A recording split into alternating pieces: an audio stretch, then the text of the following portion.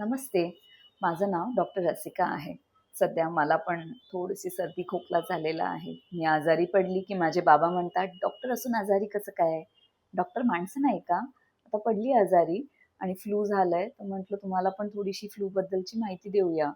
आता फ्लू जे झालंय, व्हायरल जे एवढं सर्दी खोकला सगळ्यांना होतोय, ते नुसतं नाकापर्यंत सीमित नसून ते तुमच्या डोळ्यापर्यंत पण जाऊ शकतं.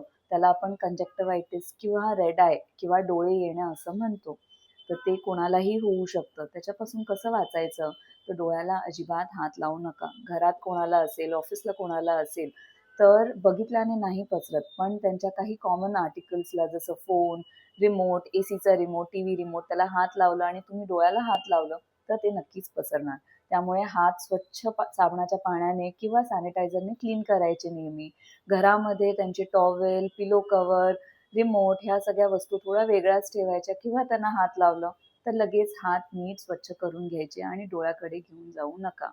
एवढं सगळं करून जर तुम्हाला झालं, तर डोळे जर लाल झाले, चिकट घाण यायला लागली, पाणी यायला लागलं आणि सुजले, दिसायला थोडं कमी वाटतंय असं जाणवलं, तर लगेच डॉक्टरांना दाखवा, आमच्याकडे या, आम्ही तुम्हाला मदत करू.